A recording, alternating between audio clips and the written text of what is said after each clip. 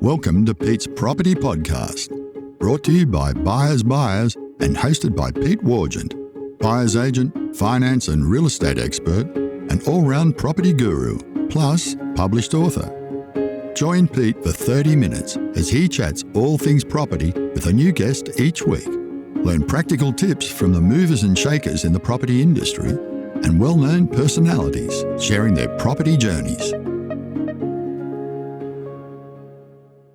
G'day, welcome to this week's episode of the Pete Wargent Property Pod. I'm extra excited this week to have Bruce Hopkins on the show, aka Hoppo, or better known as Hoppo from Bondi Rescue to millions around the world. So I'll just run through a brief bio. So keen surfer from the age of 6 and grew up in Bronte. And Bruce is the longest serving lifeguard, I think I'm right in saying, on Bondi Beach, and head of the Waverley Council Lifeguards, involved in mass rescues, body retrievals, and probably more resuscitations than any other lifeguard. So modern day hero. And in 2006, recognised as Australian Lifeguard of the Year.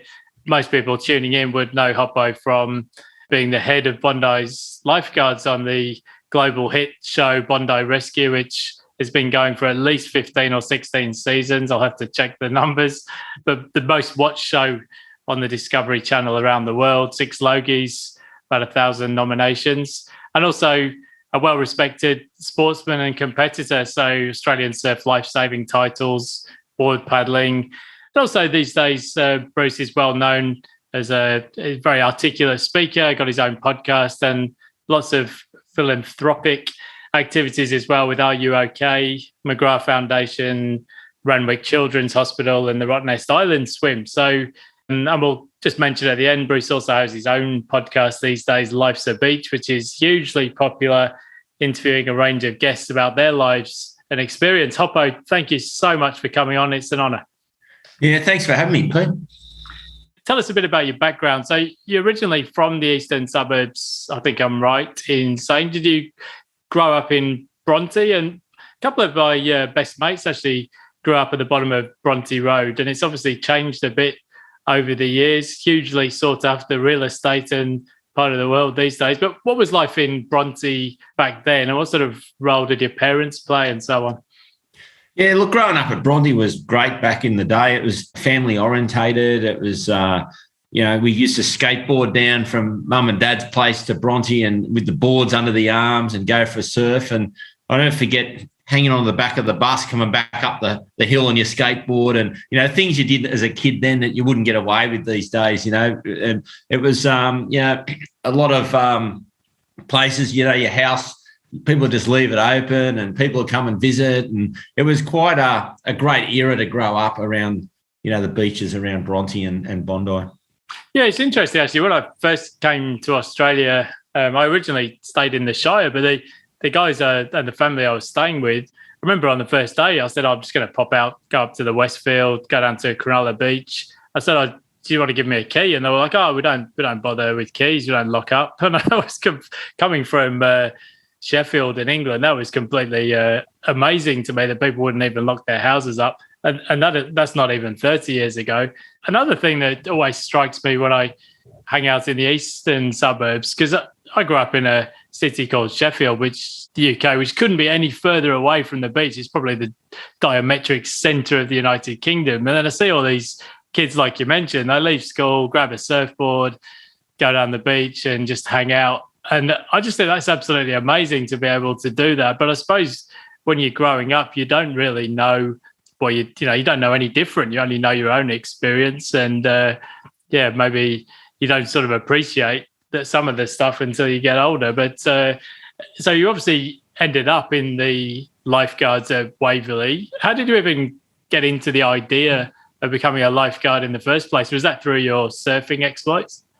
How it all came about obviously came through the volunteer movement of surf life saving, and I was doing a lot of racing as a kid through the Nipper movement as a young kid at Bronte. And, I enjoyed the water. I mean, to be honest, though, up until about 12 or 13 years old, I wasn't quite that good in the ocean. I was a bit petrified of going out in waves. It was only when I took up surfing and got used to being in the ocean and got a bit more confidence that way. But I was always more a field hockey player and a cricket player most of the time. And then the beach was like a getaway type experience just to get away from everything else. But I did end up getting a lot of the skills and then going into racing in the Ironman series. And when I left school, I went into work for a radio station called 2GB in Sydney.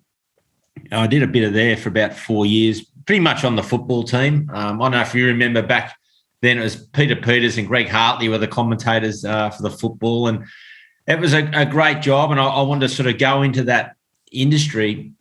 But then I was doing a lot of racing with the Ironman series, and I needed a job that I could get paid but also be able to do the amount of training I need to do to race. So lifeguard, I was down the beach one day and one of the guys that was working as a lifeguard said, why don't you try out next year to be a lifeguard? And I said, yeah, no worries, I'll have a go, and got on the team the following year, and really was only looking at doing it for 5 years while I was doing my racing. And here it is now 30 years later, I'm still working there as a lifeguard. Yeah, it's an amazing career. I mean, obviously, doing such a serious job as it is, it would have its obvious lowlights. But what are some of the career highlights? What's the best part about being a lifeguard? Is it actually doing the rescues, being part of a team? Is there anything that stands out as a highlight? Oh, I think the main highlight's the lifestyle. I think, you're going to work, but your office is the beach. And especially working at Bondi, you see so many different nationalities from all around the world. Some days you could be down there and there'd be a whole lot of Italians, or there might be a whole lot of Swedish people, or, it varies from country to country. And obviously you've got the locals too that you've grown up with and known throughout the years. So it's a real fun place to work, and you're constantly learning, you're constantly meeting different people. And I think understanding the different cultures around the world too, that, even though I've travelled a bit around the world, but you haven't got to every single country, know the culture, but you get to know the culture from the people coming out here to Australia. Yeah, I mean, as you know, I'm best known as a property guy. I'm always interested in demographic trends, and like every palm in Australia, I lived in Bondi for many years. But it seems to me, I mean, these days Bondi, particularly Bondi Beach, is more like a global village. Everybody comes to Bondi Beach these days for Christmas, and as you said, from all around the world. And I guess the eastern suburbs is one of the most expensive locales in the world these days. Have you seen the changes in the demographics over the years? Is it gentrified? You've seen different types of people down there from 20 or 30 years ago? Yeah, I mean, 20, 30 years ago, there's a lot more local people that grew up there and went to school around the area, but they've all moved out, as you said, as the pricing has got more expensive. And I remember, 30 years ago, you could probably buy a house on the point there at North Bondi for about $200,000, $250,000.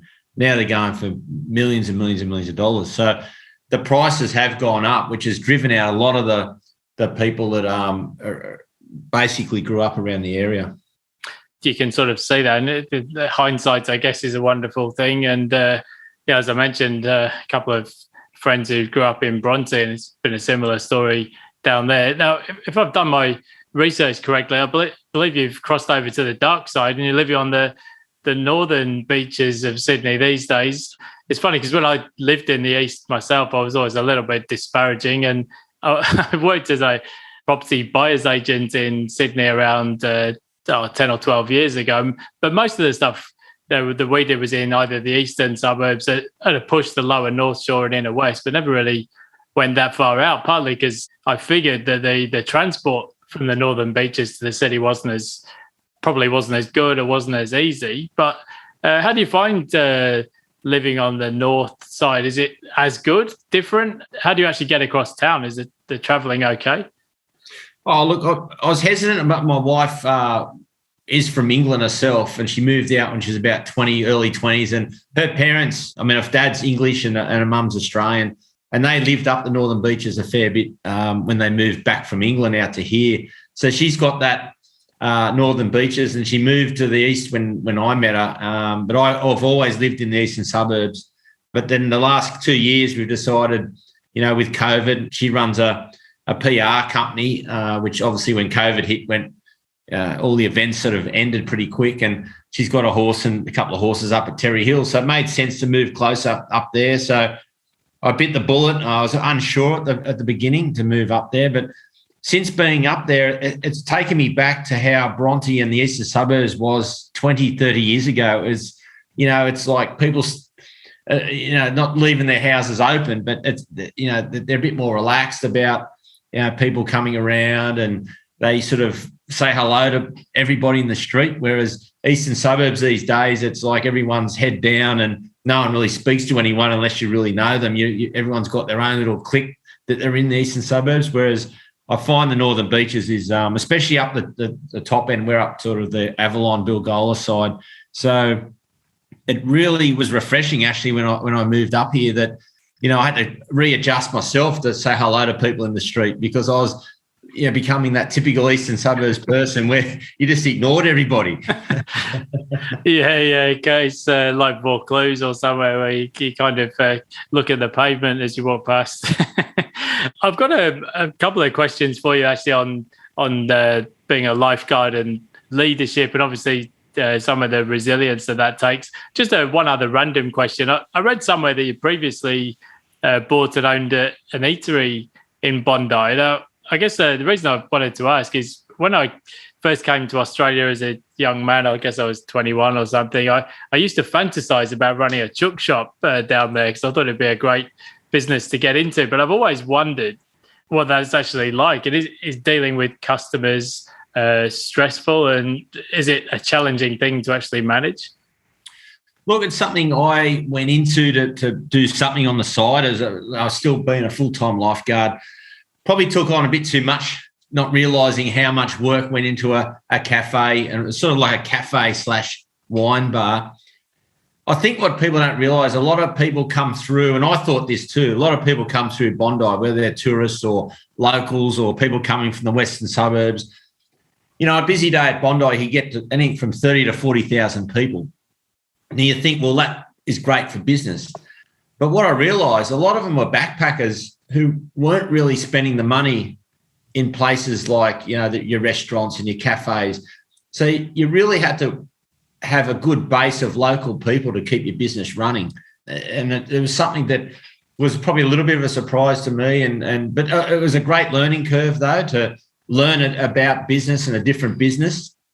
It was tough, though. It was tough work. I didn't really work in the business as much. I was just overseeing it and doing all the the pays and the bookwork and making sure staff are there and turning up and doing the job. They did what they were good at, doing that. But it was quite, difficult. I had that for about 3 years, something that was a challenge, but, it's something that I wanted to have a go at. And I think anyone out there, as everyone knows, only a small amount of businesses work from scratch. So it was something that I think everyone, if you've got a passion for it, just get out and have a go. And, chances you could lose, but there's a chance you can also win as well. Yeah, I guess you've got to live and breathe it because you wouldn't get too much downtime because there's always, I guess, more you can do. You just mentioned, and I guess maybe people are a little bit sick of talking about COVID, but obviously I saw all the pictures on TV. I actually got stuck overseas myself and couldn't travel for a while, but I saw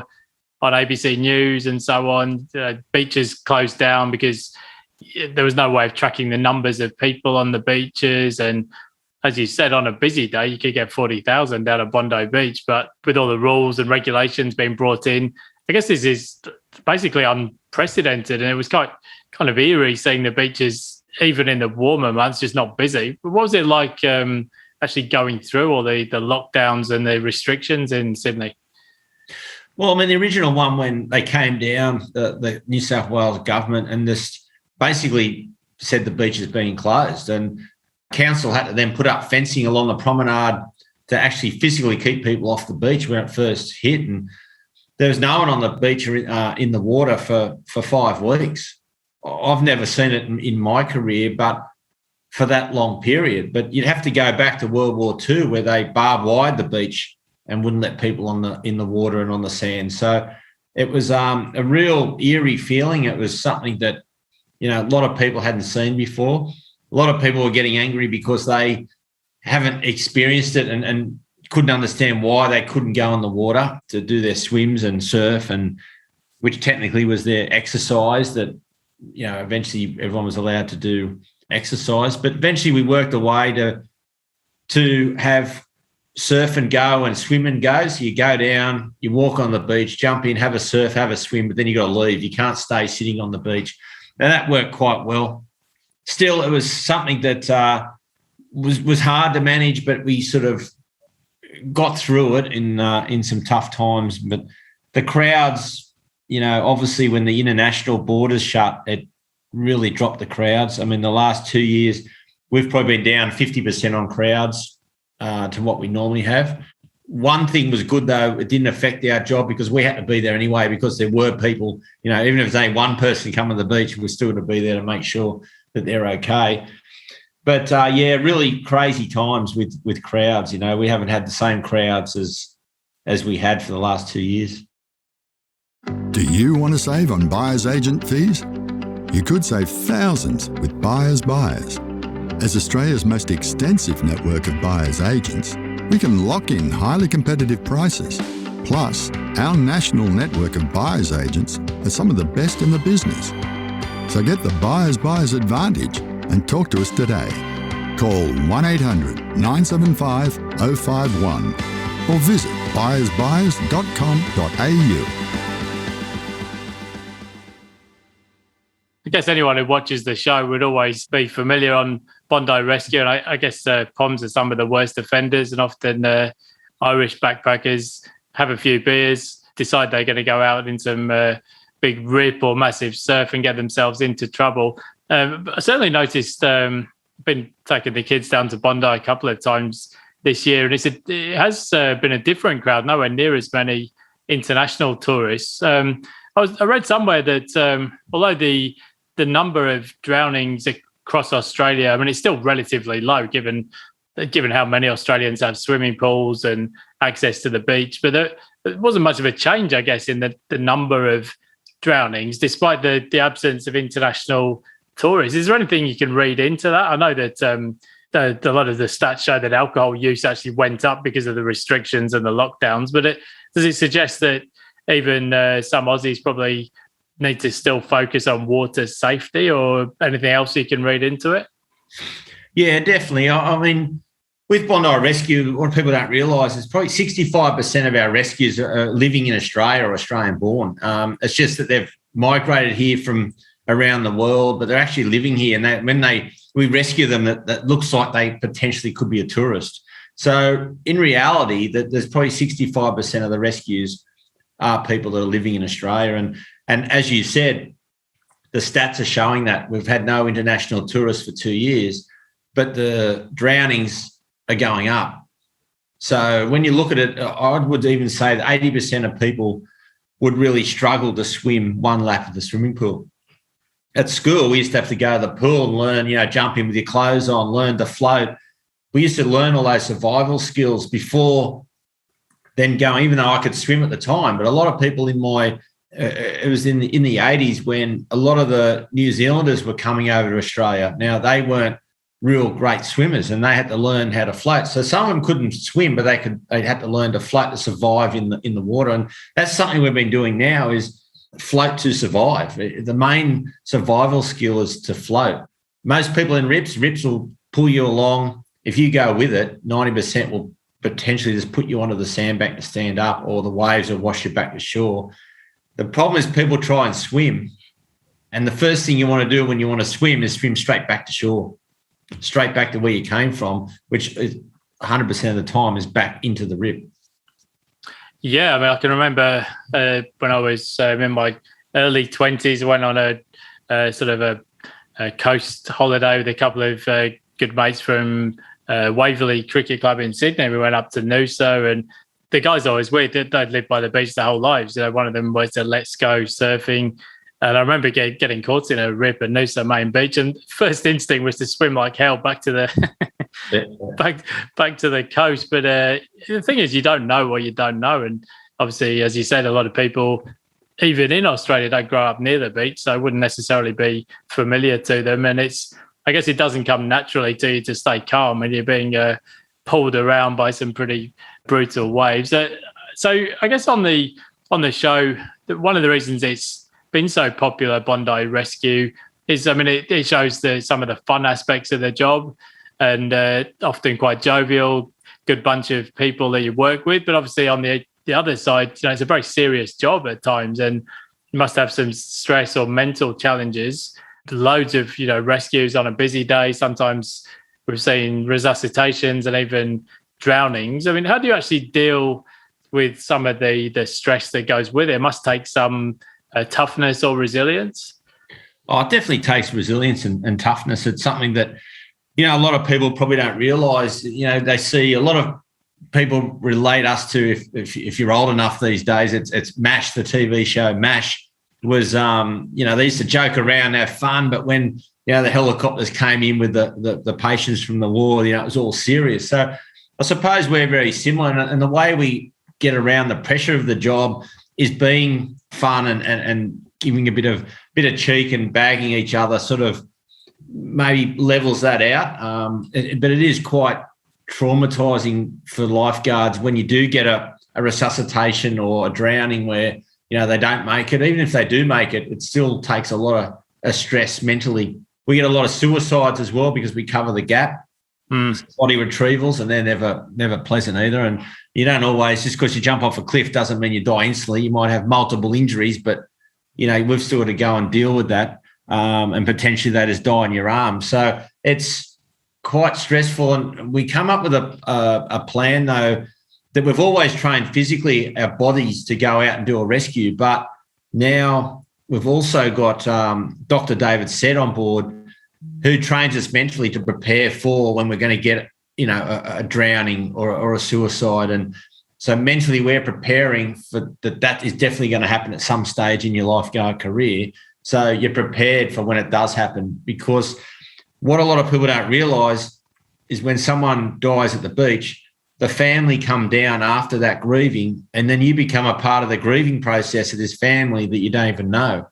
It's just natural human instinct. They come to where the last place the person was. So it becomes quite tough for some of the lifeguards, especially the younger guys coming through. And a lot of guys have had to leave because they just said, I just can't deal with this side of the job anymore, and they've had to move on. So, but we have put things in place now to hopefully that's really helping the lifeguards coming through. Yeah, very tough. I guess same thing faces people in hospital wards, and I guess anyone who's ever seen a dead body would know. Can be quite a shocking experience if you're not familiar or used to it.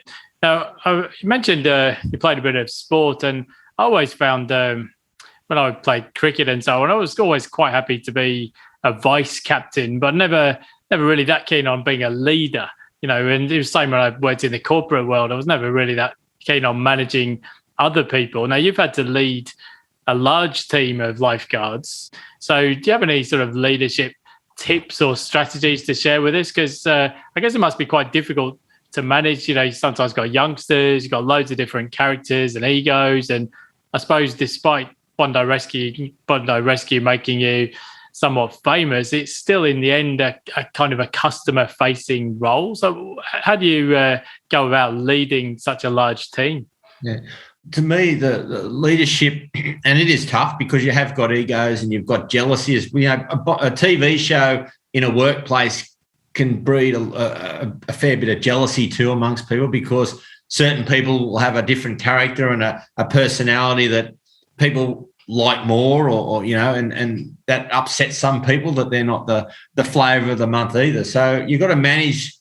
So it's a tough one for. Which I've learned a lot over the years, that one, managing a lifeguard team as a professional job, and on the other hand, we've got an international TV show we're filming as well, so you've got to manage that and combine both together. It's quite difficult, and as you said, I pretty much work on everybody's personalities, and some people you can be a bit more stern with, some of you got to be a little bit lighter with, to get the best out of them. So the outcome that I try and do is I need to get the best out of each person. how am I going to do that? And I sit back and think about it before I actually go and do it. So you've really got to deliver your message to each individual in a different way, which can be quite stressful on me because you've got to think about all different ways of doing it. But I suppose when you say leadership, I'm a believer now, which I didn't realise until probably over the last 5 years. You were mentioning cricket and you saying you didn't want to go up and be captain. I was very shy and quiet as a kid. And I'm still a bit more outgoing these days, only because of the job I've been in and the media, so I've had to come out of my shell a fair bit. But as a kid, I was very quiet, didn't say too much, but I always ended up being the captain, whether it was the cricket team, the hockey team, the coach would put me in as captain. And I never understood that because I hardly said 2 words. But the reason probably is when I did say words, people then listened because I didn't usually say them. So when I did, they actually listened. But now looking back, I find a leader, it's built in from birth, I feel, because that's the only way I can see how I ended up being a leader, and everything I seem to go through life, I ended up being in a leadership role. And when I've looked at other people coming through and I've tried to mould them into a leadership role, they haven't been able to achieve that. Now, so I'm a believer it's hard to train someone in the leadership. I mean, you can train someone to be a manager, but they're just getting directions to manage in the way that the corporation or the say a lifeguard service wants to be managed. So the leadership becomes where you need to earn that respect as well. So you need to be able to do the job yourself. And I've done that coming through with whether it's been doing rescues or whether it's, the first days, as you said, resuscitations and that. So that earns you the respect. I think a leadership too is being quite flexible. You need to be flexible when other team members have difficulties in doing the job and understanding that role rather than just blowing up and saying, well, this is how, knowing I can do it, but you've got to understand that everybody can't do it the way I do it or want it done. So it's a big understanding and bringing the team together. And everyone's got the skill of, being able to do a rescue when we bring them into the team. But the big one, it's sort of like a football team where you've got to work on the personalities, because if you get too many of the same personality, even though they might be the greatest person in the water, but it's going to affect the team and disrupt the whole team. So you need to balance all that as well as you're picking the team. When people leave and other people need to come in, you need to really be, that's sort of the way I look at it. And sometimes it's worked quite well over the years. I mean, don't get me wrong, we've had our tough times and there's people with disagreements as well, which every workplace has, but it's how you manage it and to get the best outcome for the whole team. Like sometimes in business MBAs, they talk about, you want a range of different people in a team, because if all the personalities are the same, you can end up with tensions, but jobs don't get finished and so on. You've got to try and find some level of a balance. I can well understand you being chosen as a leader, just looking in from the outside.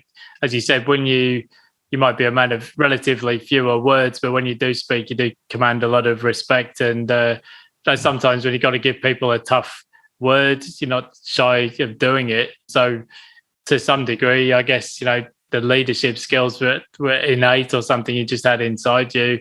Yeah, it's interesting you mentioned about the introvert extrovert thing. I always kind of thought when I was younger I was kind of an extrovert type of personality, but I think looking back it's like, well, yeah, maybe after half a dozen beers, but actually normally day to day I relatively introverted, and a lot of that stuff doesn't come naturally to me.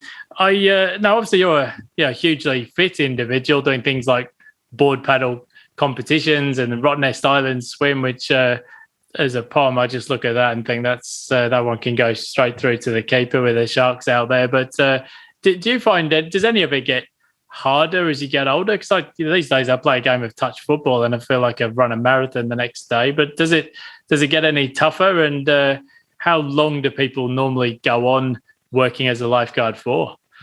Oh, it definitely gets tougher as you get older. I mean, you get the little niggling injuries and, it makes it harder to consistently train. So that's something that comes into play.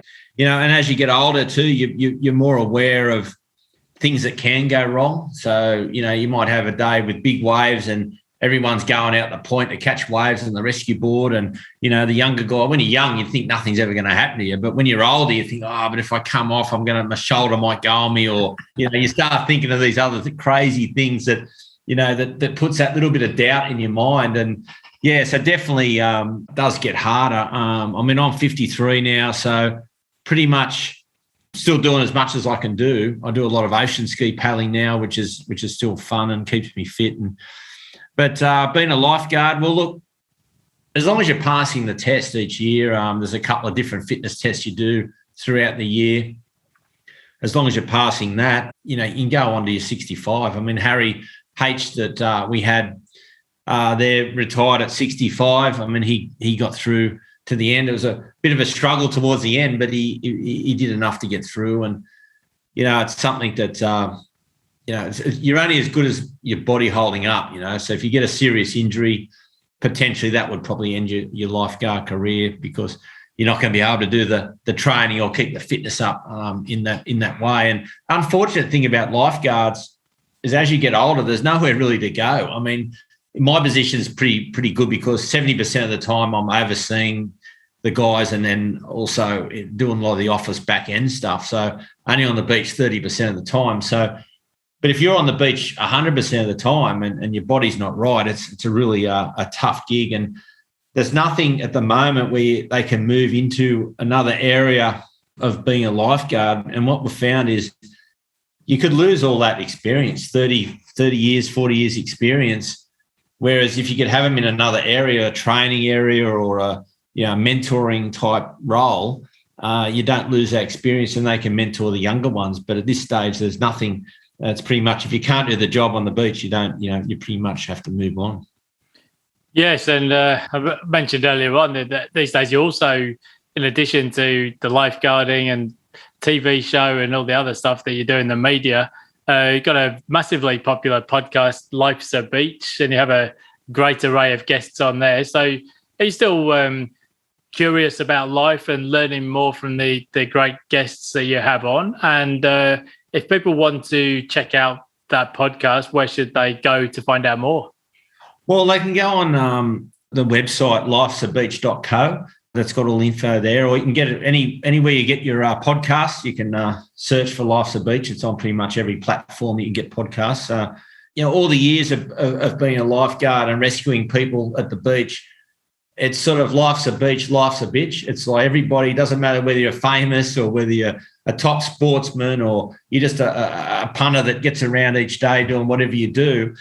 We've all gone through a bad patch in our life, and mental health's a big thing these days. A lot more people are speaking about it. The guests I have on it, they've got some interesting stories on what they've been doing throughout their life, but a majority of them touch on the tough times that they've had and explain, it doesn't matter what you go through and how you go through it, is how you bounce back. And a lot of people have gone through that. And I think it's great for the younger listeners to realise that, because they haven't got the experience or they've gone through the real tough times, and it's showing everybody that doesn't matter who you are, there's tough times. Life's not easy. It's, I think social media these days portrays everyone's life being fantastic, and it's like everything's perfect in the social media world, but in real life it's not like that at all. And I think we're just getting across to people that it's something that they need to be more aware of. And I think the stories have been really good that I've had on so far. Oh, 100%. Yeah, you've had some brilliant guests and a range of guests as well with different stories. And as you said, I think with Instagram and things like that these days, you tend to get people's highlights reel, but you don't really see the struggles and the crap that life throws at you, because it comes to all of us at some point. And as you said, to a certain degree, it's not so much what happens to you, but how you respond, because we're all going to go through ups and downs along the journey.